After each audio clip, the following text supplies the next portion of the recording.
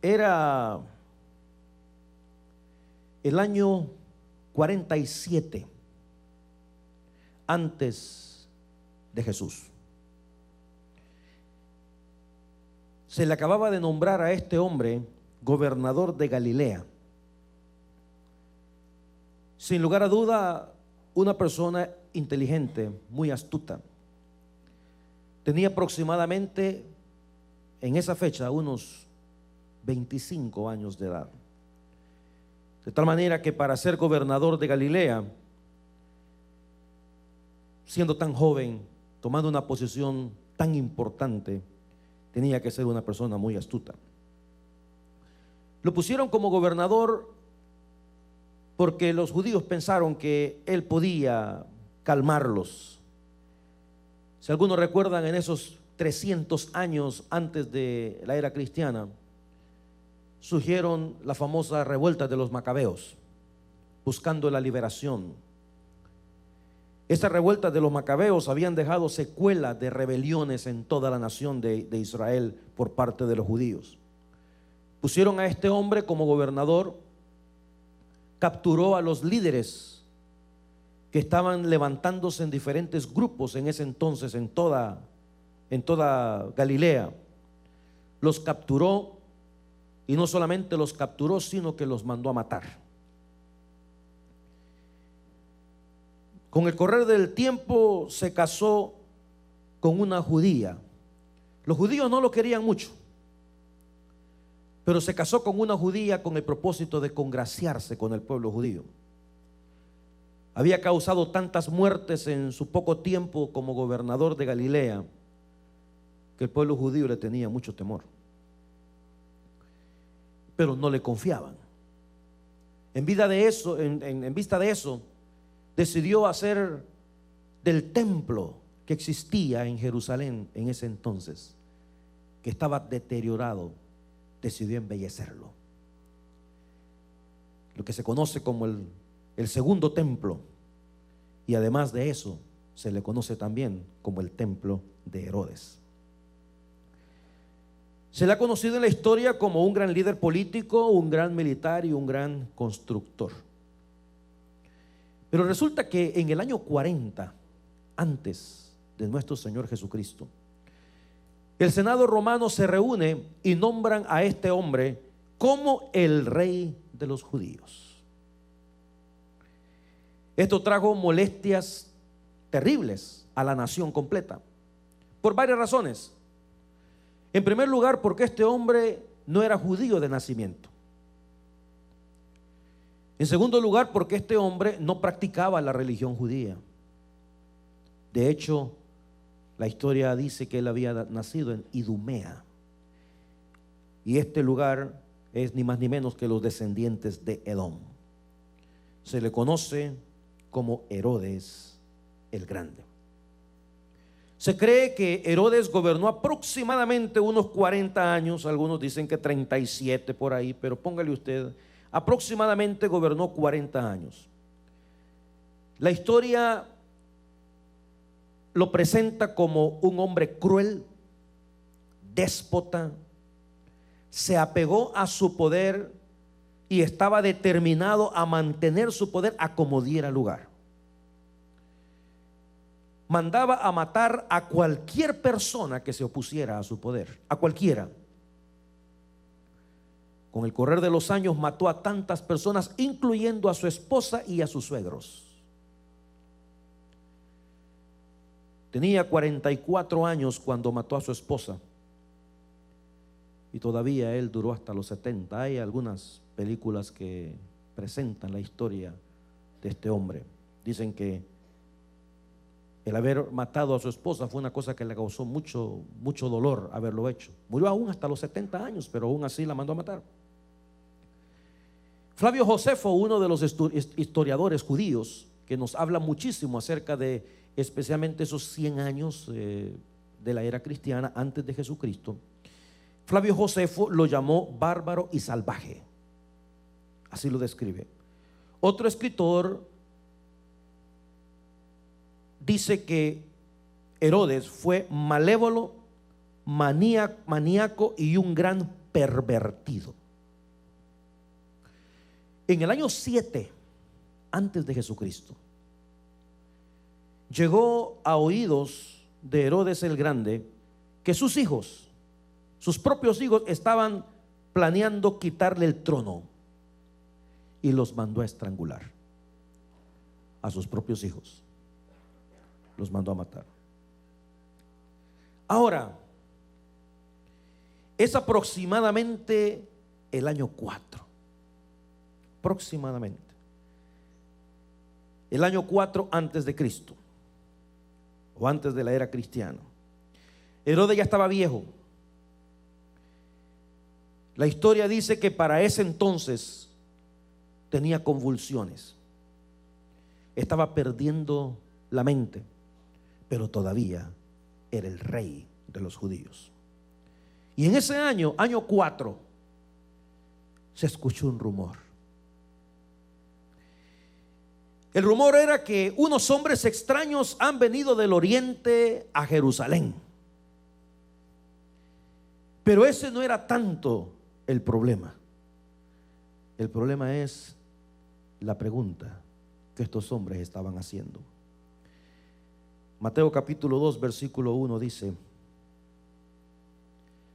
cuando Jesús nació en Belén de Judea, en días del rey Herodes, vinieron del oriente a Jerusalén unos magos, haciendo una pregunta.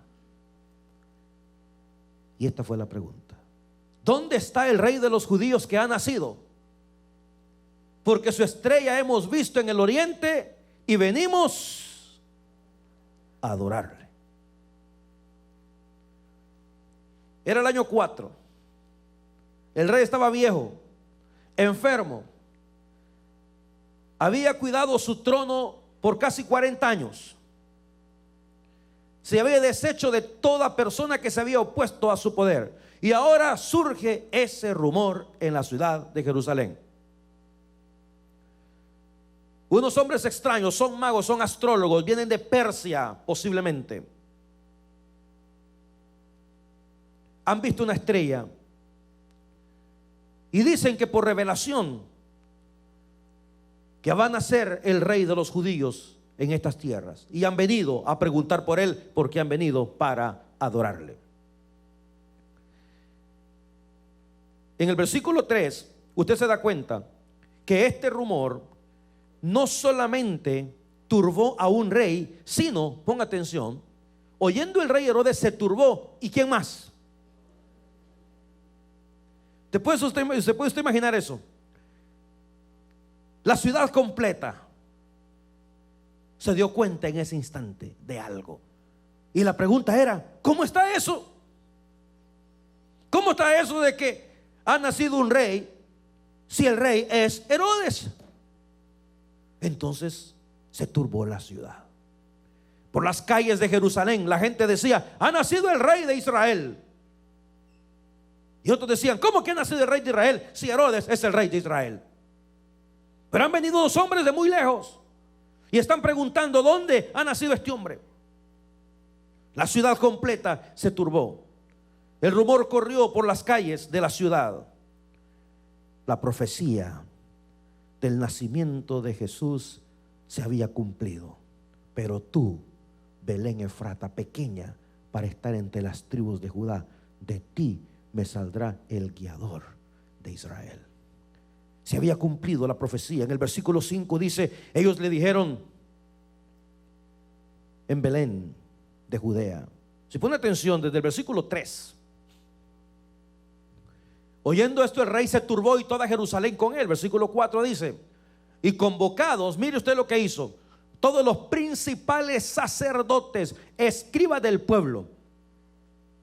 El rey les preguntó: ¿dónde van a ser el Cristo? ¿Dónde van a ser el Mesías? ¿Qué es eso? Quiero saber, dígame por favor. Mira quién mandó a convocar: a todas las principales cabezas de la nación, a los principales sacerdotes. Ahí le aseguro que estaba el high priest, ¿verdad? Estaba Anás, Caifás. ¿Dónde? Y usted sabe que la nación judía saben que la ley y los profetas venía anunciando desde tiempos antiguos la venida de un Mesías. El libro de los Salmos, el libro de Isaías hablaban de ese Cristo, de ese Mesías que vendría a liberar a la nación de Israel. Él les hace la pregunta y en el versículo 5 le dijeron: en Belén de Judea, porque así está escrito por el profeta. Y tú, Belén, de la tierra de Judá, no eres la más pequeña entre los príncipes de Judá, porque de ti saldrá un guiador que apacentará a mi pueblo. Herodes escucha esto, y en el versículo 7 tenemos la malicia de un rey malo que dice: yo también quiero adorar a ese rey. Con toda la biografía que hemos dado de él, de siendo un rey cruel, déspota, que había aniquilado aún a su mujer, a sus suegros. La historia dice que Herodes tuvo 10 esposas, que tuvo muchos hijos. Y ahora él dice: por favor, díganme dónde va a nacer el rey de los judíos, porque yo también lo quiero adorar, así como ustedes.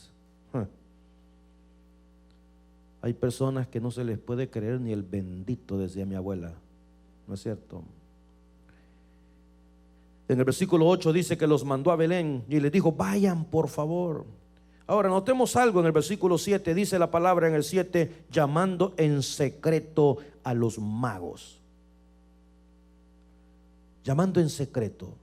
Claro, no quería que se dieran cuenta que él tenía una reunión con estas personas extrañas que habían venido de lejos. Era gente extraña pero importante, porque estos se cree que eran reyes, eran hombres ricos. No sabemos si eran 3 hermanos, quizá eran 4 o eran más, no lo sabemos. La mayoría de la gente dice que eran 3 por los regalos, porque trajeron oro, incienso y mirra. Y la iglesia católica presentaba, claro, a un rey con cada uno de los regalos. Presentaron a 3 reyes, los 3 reyes magos. Pero se cree que este era un séquito, se cree que era una caravana inmensa que había recorrido kilómetros y kilómetros para poder llegar hasta este lugar, que venían con cantidad de esclavos cargando cantidad de cosas para el rey que había de nacer. Eran hombres importantes, hombres que sin duda vestían de una manera diferente. El rey los manda a llamar en secreto: quiero reunirme con ustedes y quiero pedirles algo. Por favor, quiero que diligentemente ustedes vayan, busquen, y cuando se den cuenta quiero que vengan y me digan, háganmelo saber, para que yo también vaya y adore al rey. ¿Ustedes creen que eso iba a ser posible? ¿Ustedes creen que eso es lo que el rey Herodes quería? Cuando los reyes llegaron y encontraron a Jesús y lo adoraron, tuvo que haber una revelación divina, iglesia. Tuvo que haber revelación divina que se le apareció a estos hombres.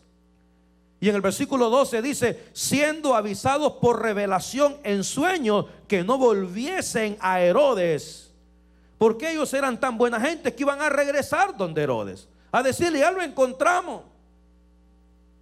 Es más, no había lugar para ellos en el mesón, así es que lo tienen en un pesebre. Aquí está el GPS para que lo encuentres. Pero dice que recibieron una revelación en sueños, le dijeron: no vuelvan a Herodes, y se fueron por la punta izquierda, dice el versículo. Regresaron a su tierra, pero por otro camino. Cuando el rey Herodes se dio cuenta de esto, que estos hombres ya se habían ido, se molestó muchísimo. Ahora mire qué interesante la palabra de Dios.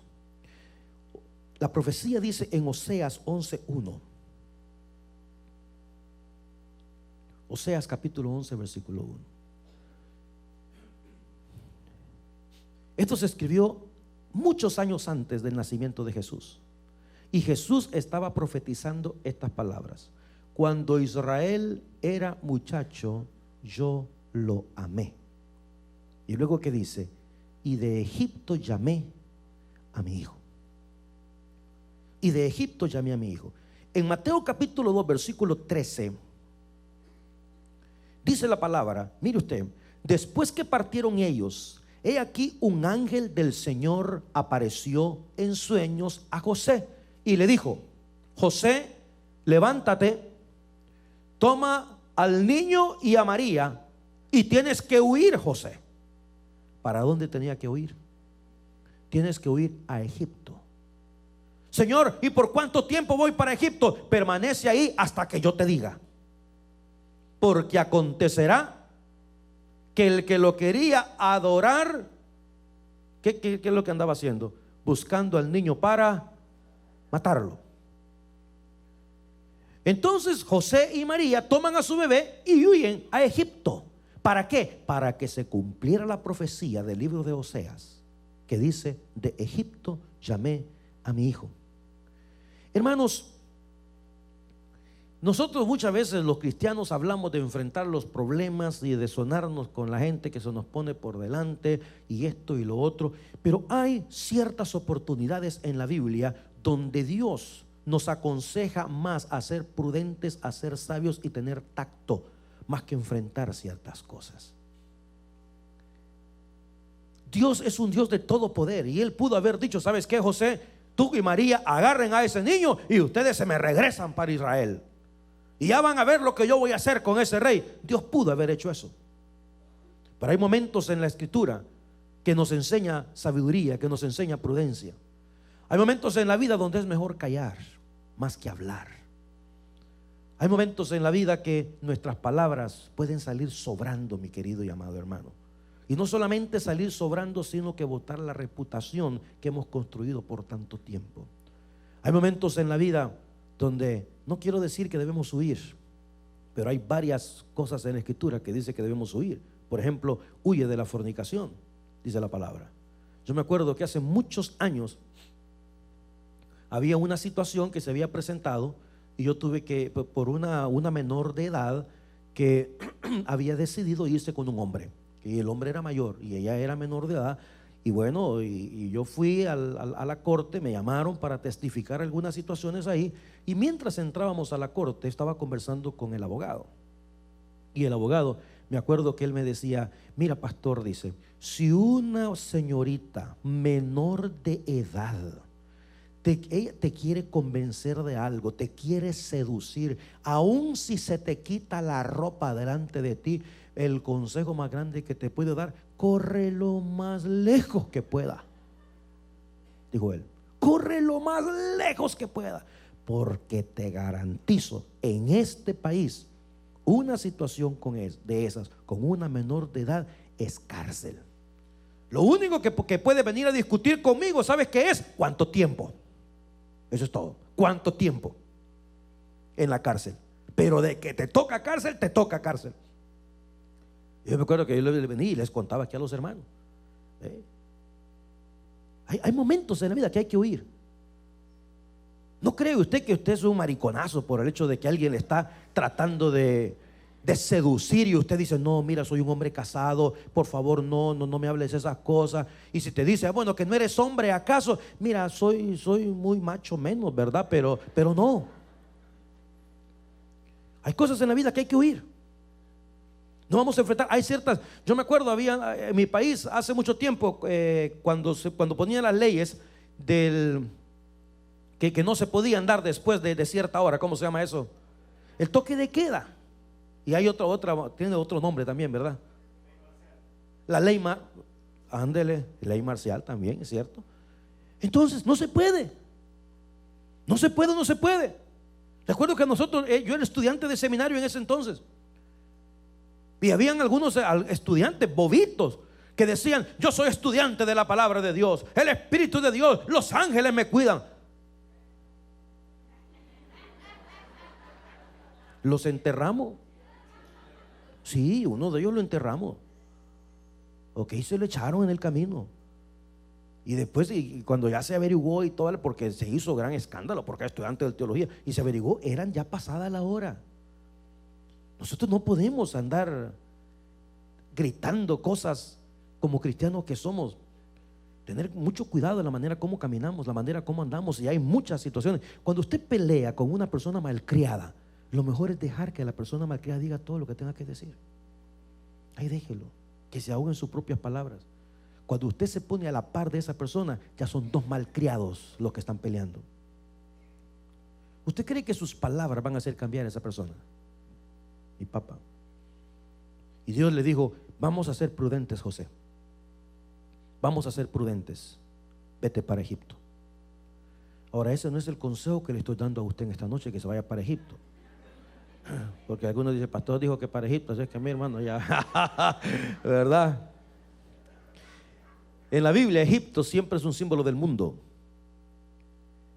Pero en esta oportunidad dijo: no. Hay otros, yo he escuchado creyentes que dicen: la Biblia dice que si te dan en una mejilla, que pongas la otra, pero como solo tengo dos, dice, así que la tercera, mi hijo, te sueno.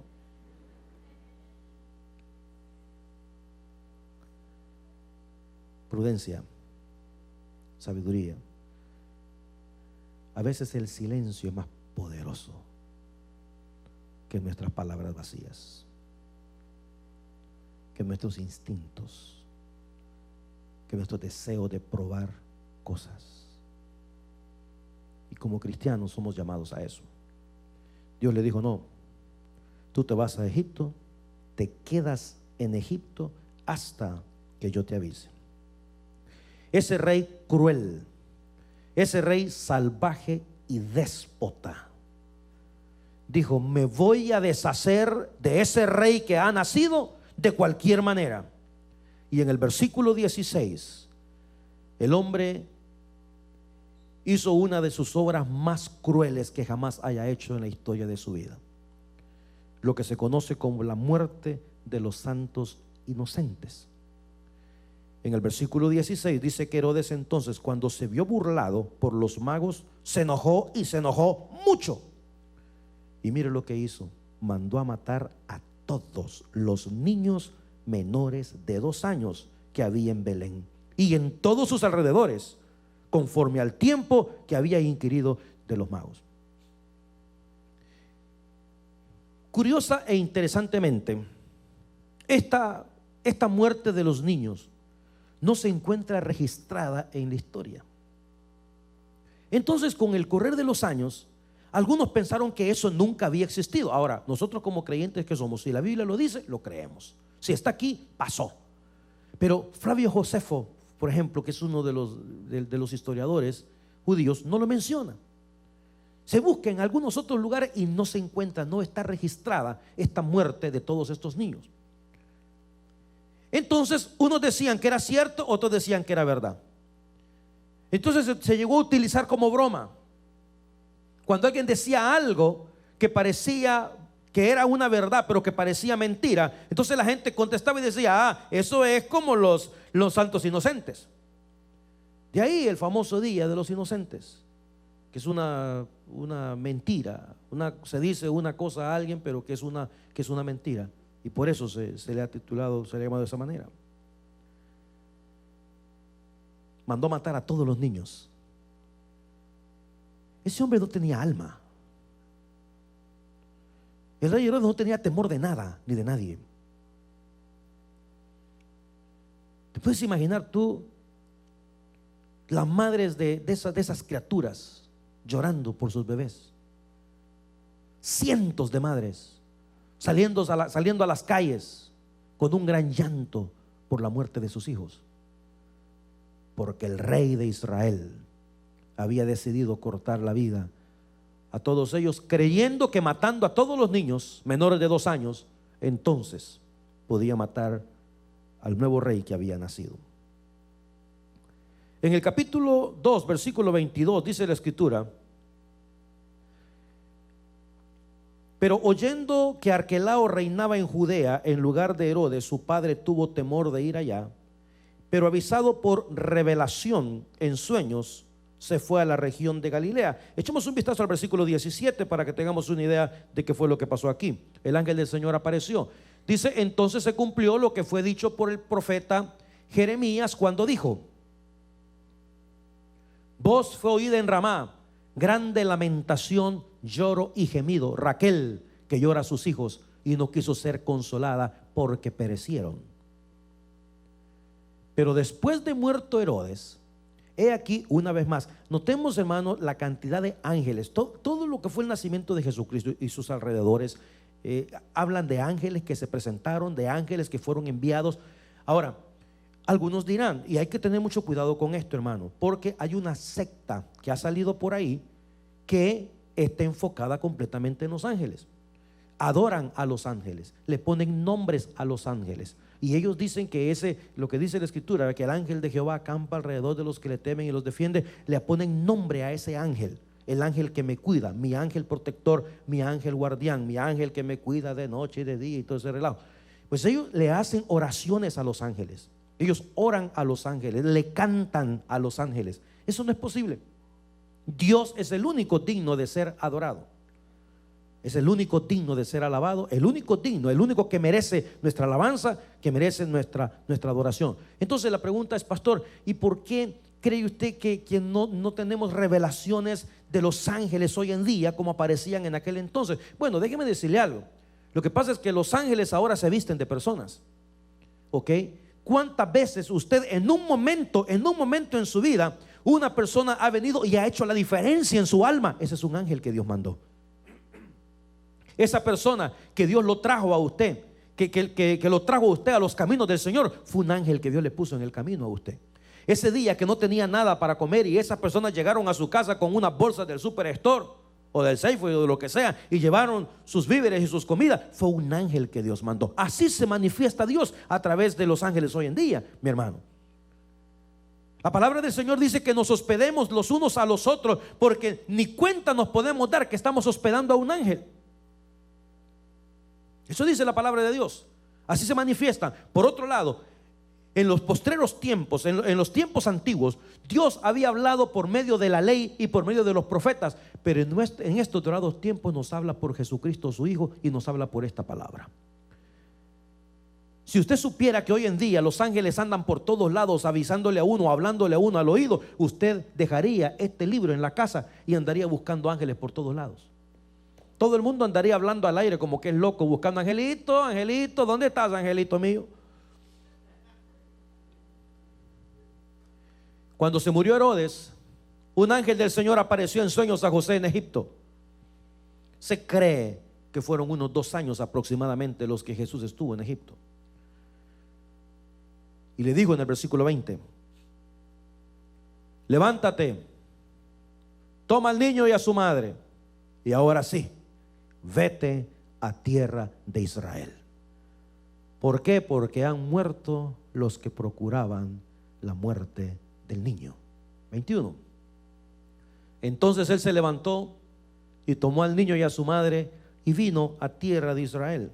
Pero mire, vino a tierra de Israel, y ¿qué se da cuenta? Que el que está gobernando es ¿quién? El hijo de Herodes.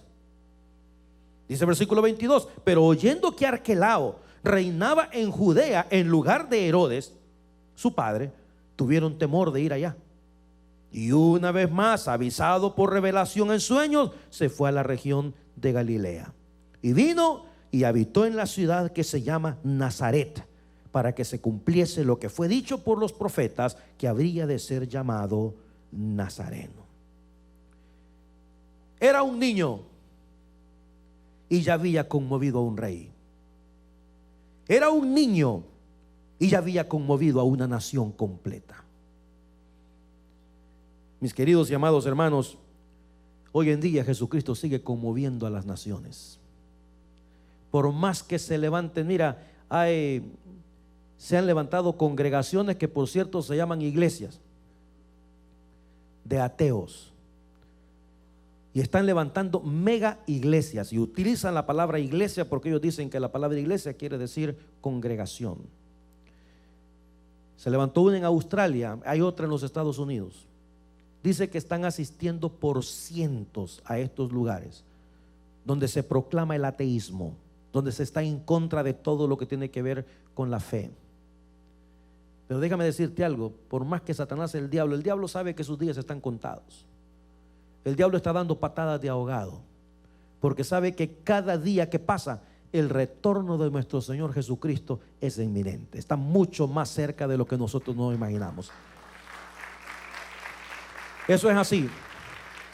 Por eso la iglesia debe de esperar a Jesucristo todos los días de la vida. No solamente cuando tiene problemas, no solamente cuando la corta su novio o la corta su novia, Porque los jóvenes cuando andan decepcionados que la chamaca le dijo que ya no lo quiere, ay Señor, ¿por qué no viene ya? Dicen.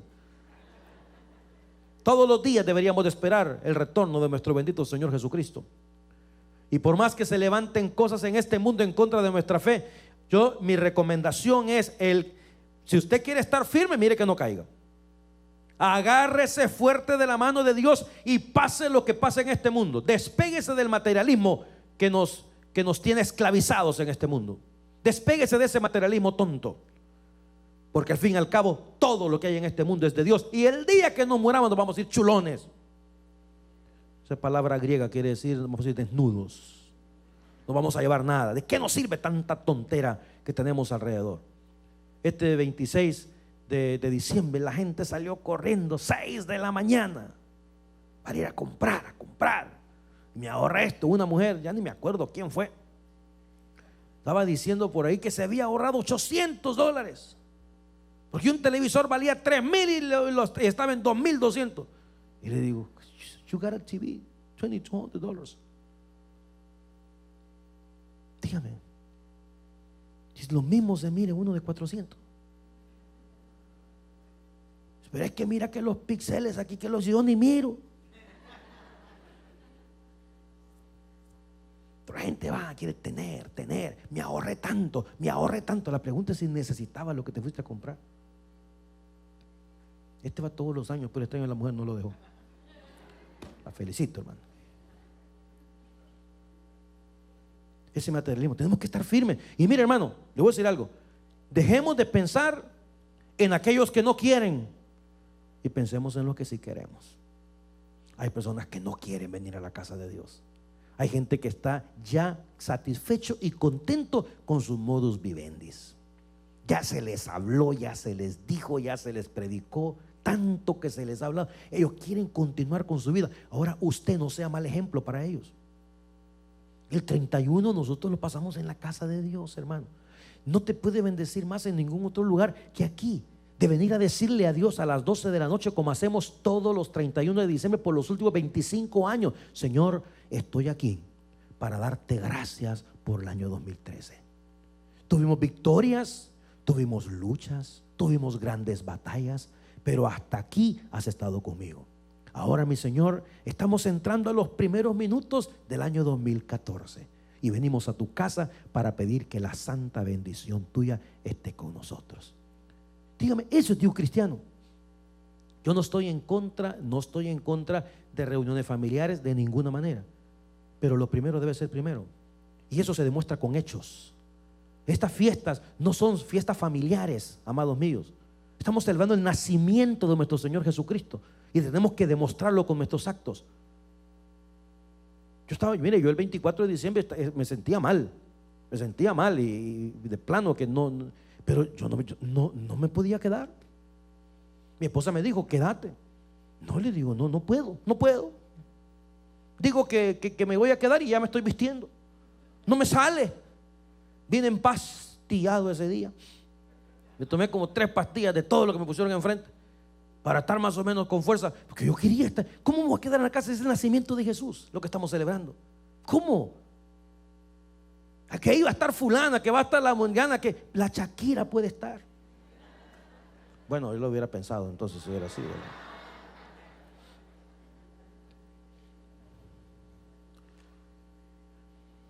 Turbó a un rey, turbó a una nación.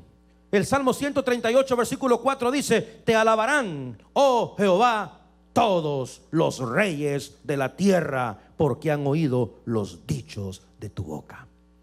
Dice la palabra del Señor que toda lengua, toda tribu, toda nación un día se doblará y confesará que Jesucristo es el Señor. Por lo cual Dios también le exaltó hasta lo sumo y le dio un nombre que es sobre todo nombre, para que en el nombre de Jesús se doble toda rodilla de los que están en los cielos y en la tierra y debajo de la tierra, y toda lengua confiese que Jesucristo es el Señor, para gloria de Dios Padre.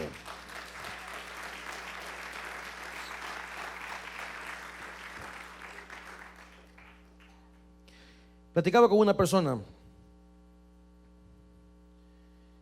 y de todo lo que hablamos, que a lo mejor se los comento en el próximo servicio, el domingo, tal vez, no sé. de todo lo que hablamos,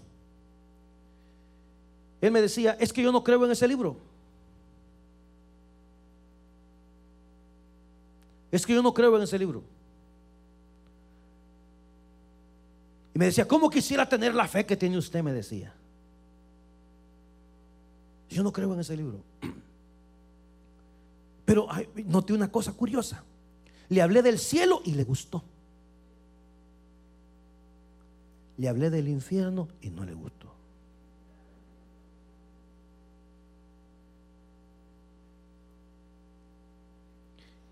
Y le digo, oye, yo creo en todas las palabras que están escritas en este libro. Las creo con todo mi corazón, con toda la fuerza de mi alma.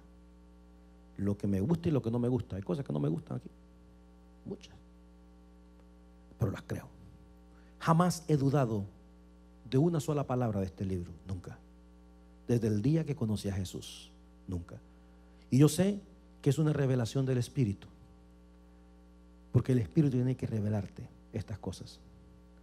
Jesús se lo dijo a Pedro, no te lo reveló carne ni sangre, sino mi Padre que está en los cielos. Y yo le dije a este hombre, ¿qué tal si lo que está aquí es cierto? Y sabes una cosa, esta conversación que tenemos en este instante, Dios la planificó desde antes de la fundación del mundo. ¿Y sabes por qué la planificó? Porque te ama. Yo ya le conozco. Yo ya sé para dónde voy cuando me muera. Yo ya lo sé. Pero Dios planificó esta reunión por el gran amor que te tiene a ti, para que sepas que vino a la cruz, que murió por tus pecados, que derramó su sangre por ti. Y él me dice, pero es que yo no lo creo. Lo creas o no lo creas, esa es la historia. Esa es la historia. No te estoy preguntando si lo crees o no. Te estoy diciendo lo que este libro sagrado dice. Y como este libro es verdad, el día que mueras y mueras sin Cristo, la Biblia enseña que vas a ir al infierno, y que el infierno es un lugar de tormento. El infierno es un lugar donde el fuego nunca se acaba. Y cuando llegues ahí vas a preguntar lo mismo que van a estar preguntando millones de personas en ese lugar. ¿Por qué estoy en este lugar? La respuesta va a ser la misma. Porque rechazaste al Hijo de Dios. Rechazaste a Dios mismo, que se hizo carne, habitó entre nosotros y vimos su gloria. Gloria como del unigénito del Padre. Y a ti te dieron la oportunidad de conocer al unigénito Hijo de Dios. Y a ti te dieron la oportunidad de abrazar esa fe maravillosa, de decir, sí Señor, yo caigo de rodillas, me arrepiento de mis pecados, reconozco que necesito a Dios. Te dieron esa oportunidad y la rechazaste una y otra y otra y otra vez. Negaste al Hijo de Dios. Negaste al Hijo de Dios. Toda rodilla se doblará y toda lengua confesará que Jesucristo es el Señor, para gloria de Dios Padre. Vamos a orar. Padre querido, te damos gracias. Esta mañana vimos cómo Jesús fue rechazado aún desde su nacimiento hasta el día de su muerte. Ahora vemos todas las tretas del diablo para acabar con Jesús aún antes de nacer. Pero una vez más nos damos cuenta que tú eres Dios, que esta palabra es verdad, y que tú, y solamente tú, eres el camino, la verdad y la vida. Gracias, Señor, por esta palabra. Mientras todos oramos, si usted nunca antes ha recibido a Jesucristo como el Señor y el Salvador de su alma, como el Salvador de su vida, yo le hago la invitación a usted. Si hay alguien que quiere recibir a Cristo en su corazón, ahí donde está, yo le invito para que levante su mano. Habrá un consejero que se va a acercar a usted para hablar con usted de cómo usted puede conocer a Jesús de una manera más personal. Mientras todos estamos en oración, si hay alguna persona que quiere entregarle su corazón al Señor, levante su mano y déjenos orar por usted. Usted que nos mira por internet puede hacer lo mismo. A través de una oración de fe, dígale: Señor, en este día te entrego mi alma, te entrego mi corazón, te entrego mi vida. Te pido perdón, Señor. Te pido perdón por mis faltas. Te pido perdón por mis dudas. Pero en este día te entrego mi corazón y te doy gracias por tu muerte en la cruz y por tu sangre derramada en el Calvario. Si usted hizo esta oración, es el deseo nuestro que usted siga creciendo en el conocimiento de nuestro Señor Jesús. Padre nuestro, te damos gracias por tu palabra. Despídenos con tu paz y con tu bendición. En el nombre de Jesús oramos. Amén y amén.